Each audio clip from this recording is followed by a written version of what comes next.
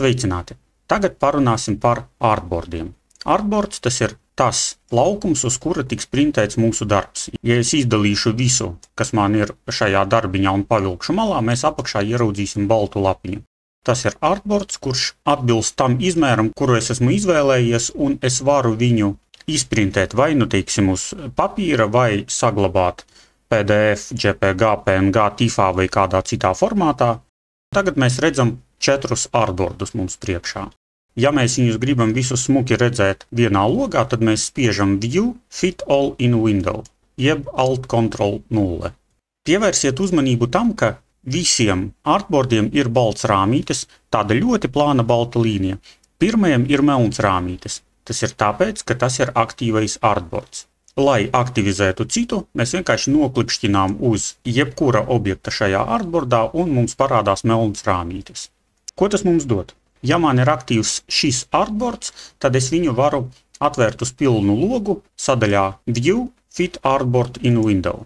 Un tagad man ir aktīvs 4. artboards. Ja es noklikšķinu uz pelēko fonu, tad es visus artboardus redzu šeit, labajā pusītē, un lūk, man viņi ir 4. Es varu pārslēgties vai nu lūk šādi starp artboardiem, un man viņi parādās loga centrā, vai es varu pārslēgties ar bultiņu palīdzību un redzēt visus artboardus, kuri man ir. Otrs variants, mēs varam pārslēgties starp artboardiem lūk šeit, apakšā.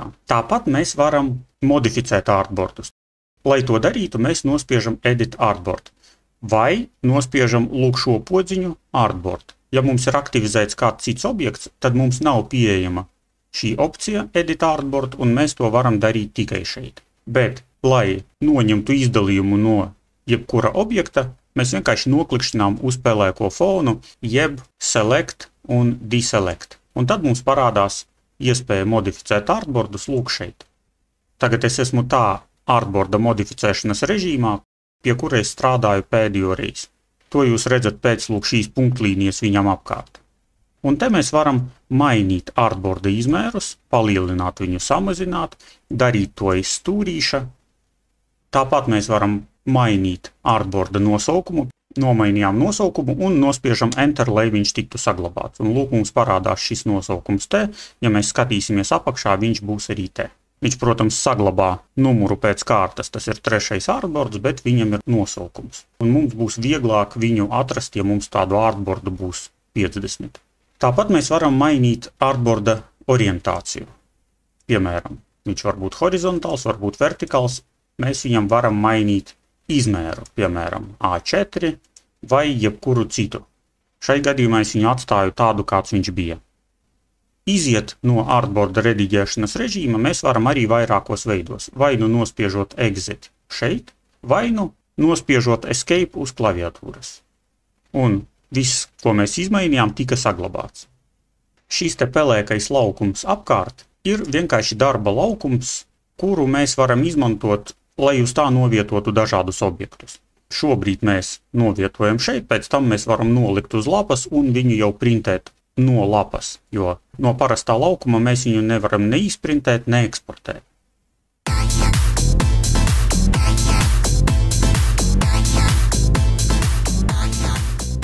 Tagad pamēģināsim izveidot artboardu paši. Kādā veidā mēs to darām? Ņemam artboard, lūk šo te instrumentu, un uzvelkam artboardu lūk šeit. Viņa izmērus mēs varam mainīt te. Tagad tie ir pikseļi, mēs varam izvēlēties milimetrus. Bet šobrīd mums tas nav būtiski. Iedomāsimies, ka mēs gribam šīs te 4 afišas izvietot uz vienas lapas un dot kaut kādu vienu nosaukumu, piemēram, janvāra izrādes teātrī. Šo lapu es gribu uztaisīt noteikta formāta, piemēram, A4. Viena būtiska piezīme, ja mēs lūk šitā te uztaisām, palielinām lapu un tagad mēģināsim viņu pārvietot, jūs redzat, ka viņi iet prom kopā ar daļu no mūsu darbiem. Tāpēc esam uzmanīgi, pirms mēs palielinām, mēs viņu aizvelkam tālāk, tad izvēlamies to pašu A4 formātu, un mums ir iespēja vai nu viņu taisīt horizontālu vai vertikālu. Šajā gadījumā es redzu, ka šajā pašā mērogā varu izvietot tikai 2 darbiņus uz A4 formāta, tāpēc es uzreiz ņemu A3, izvēlos vertikālo formātu, nolieku viņu tur, kur es viņu gribu redzēt, un došu kaut kādu fona krāsu. iziet no artboarda vai nu escape vai nu exit, vai jebkuru citu instrumentu mēs ņemam. Piemēram, es paņemu taisnstūri, es automātiski esmu izgājis no artboarda, un es šo taisnstūri uzvelku pa visu savu formātu. Un sadaļā Fill es nomainu uz kaut kādu neitrālu krāsu. Tagad, kā pārnest šos te attēlus? Ar izdalīšanas instrumentu mēs izdalām, piemēram, šos te divus, Alt, nokopēju uz šo te pusīti. Un uzreiz sagrupēju, tikai pievērsiet uzmanību tam, kas notiek. Te mums ir gan sarkans, gan zaļš, gan zils. Ja mēs to sagrupējam, tad tas viss pāriet uz vienu slāni. Šito ir jāņem vērā. Tagad mums tas ir sagrupēts, mēs varam novietot uz lapas, bet mēs to neredzam. Un ja es šo te lapiņu novietošu backgroundā, mēs to ieraugām. Tāpēc, ka gan fona lapa, gan lūk šīs lapiņas atrodas sadaļā augšā. Tagad šos te darbiņus mēs varam novietot centrā, novietot zemāk un uzlikt citus divus darbiņus. Izdalām, pārnesam, sagrupējam un arī nocentrējam. Tikai, lai viņš mums nocentrētu šajā lapiņā, tad mēs izdalām šo te artboardu kā aktīvo, paņemam šos te divus darbiņus un nocentrējam. Pieliksim viņus tuvāk, lai centrā būtu vienādi attālumi un sagrupējam visus 4 darbus kopā. Atkal izdalot visus 4 darbus, man izdalās arī fons, tas man nav vajadzīgs. Eju uz Layers sadaļu, meklēju, kur atrodas šis slānītis, tātad viņam ir jābūt atzīmētam ar zilu krāsu un taisām Lock. Tagad gan es izdalu visus 4 darbus, Ctrl+G, varu palielināt pa vertikālu asi un pavilkt nedaudz uz leju, lai augšējā daļā, piemēram, pievienotu uzrakstu. Un to uzrakstu es varu ņemt jebkuru, nokopēt un nomainīt. Un nocentrējam. Un, protams, nomainām krāsu uz, teiksim, melnu un varbūt uztaisām nedaudz lielāku. Velkam aiz stūrīša, bet pie viena nospiežam arī Alt, lai viņš tiktu modificēts no centra, un Shift, lai viņš tiktu modificēts proporcionāli. Un uzreiz es pamanu to, ka šitais šrifts nedraudzējas ar latviešu valodu. Izdalām viņu un atrodam kādu citu šriftu, nu tagad es paņemšu Arial. Lūk, šādā veidā mēs esam izveidojuši artboardu pēc noteiktiem izmēriem. Mēs viņu varam izprintēt uz A3 formātu, un ja mēs izdalīsim pašu artboardu, tad mēs redzam, ka tas ir artboards numur 5. Ja mēs viņu gribam saglabāt kā, piemēram, JPG bildīti, ejam uz File, Export, Export as, izvēlamies Use Artboards, Range, izvēlamies tikai 5. artboardu. Spiežam Export. Tā kā man tas netiks printēts uz papīra, es izvēlos RGB krāsu paleti, 300 pikseļu izšķirtspēju un spiežu OK. Un skatāmies, kā mums tas ir sanācis. Lūk, ir mūsu izveidotais artboards. Es redzu, ka ir nobraucis uzraksts, šeit ir mazāk vietiņas, tad to mēs ātri varam mainīt te.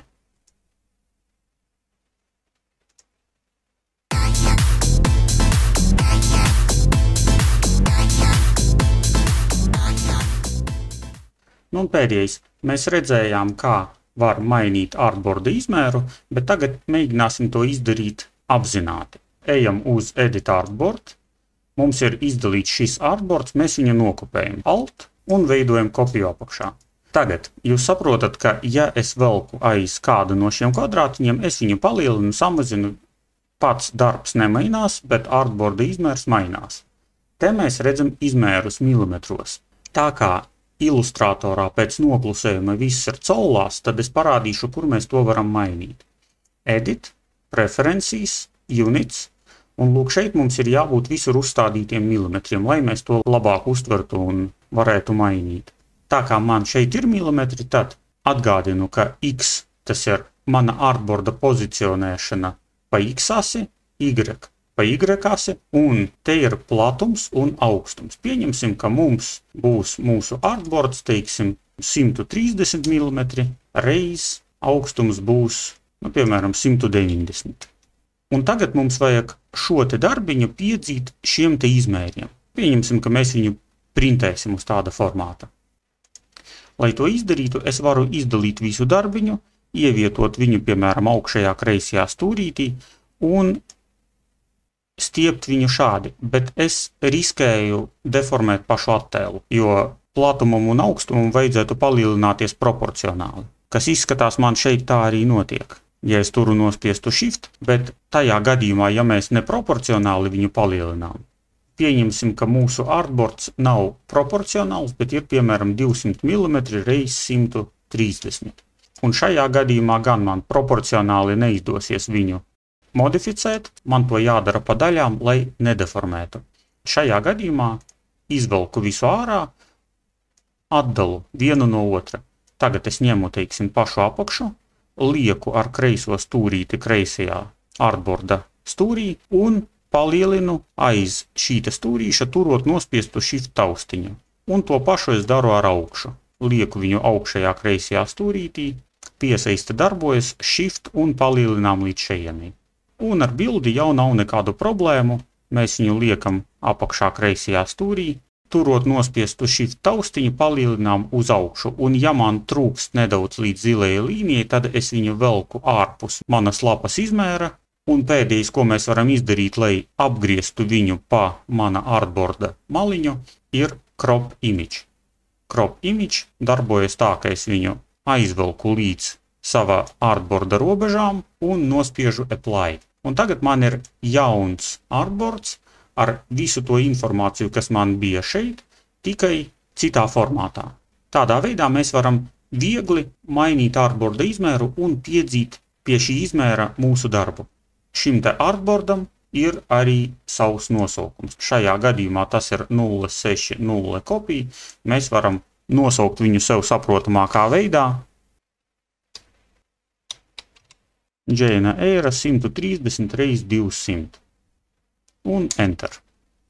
Lai labāk tas izskatītos uz lapas, Shift O, ar Shiftu izdalām visus artboardus un pārvietojam tos vienā līnijā ar mūsu plakātu.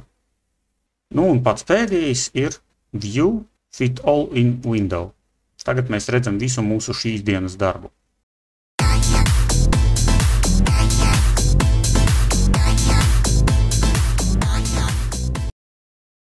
Tagad uzdevums jums. Izmantojot jūsu iepriekš uztaisītos plakātus, izveidot A4 vai A3 formāta plakātu, uz kura būtu redzami visi šie darbi.